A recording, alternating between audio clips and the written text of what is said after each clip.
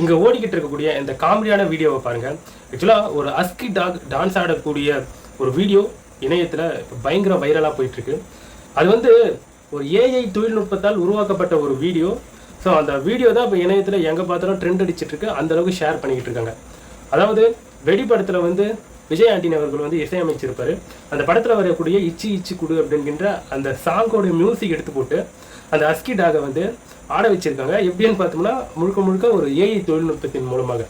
இப்போது இந்த டான்ஸை வந்து பலரும் ட்ரை பண்ணிட்டு இருக்காங்க. அது வந்து ஒரு ஃபன் எலிமெண்ட்டாக மாற்றிட்டு இருக்காங்க.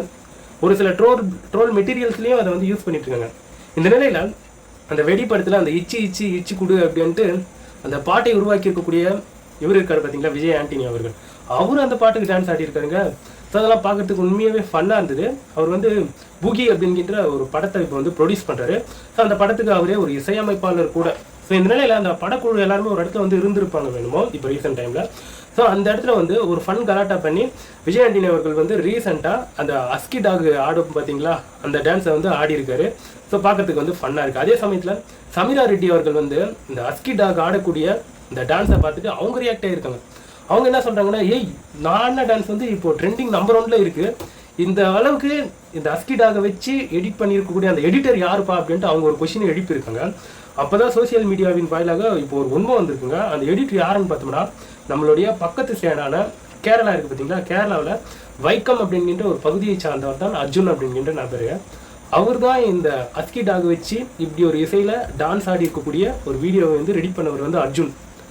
இவங்க சமீரா ரெட்டி அவர்கள் வந்து அவருக்கு அர்ஜுனுக்கு வந்து டைரெக்டாக டிஎம்லேயே போயிட்டாங்க, மெசேஜ்லேயே போயிட்டு நீ தான் இதை வந்து எடிட் பண்ணீங்களா அப்படின்ட்டு இது போன்ற கொஸ்டின்ஸை வந்து கேட்டிருப்பாங்க வேணுமோ.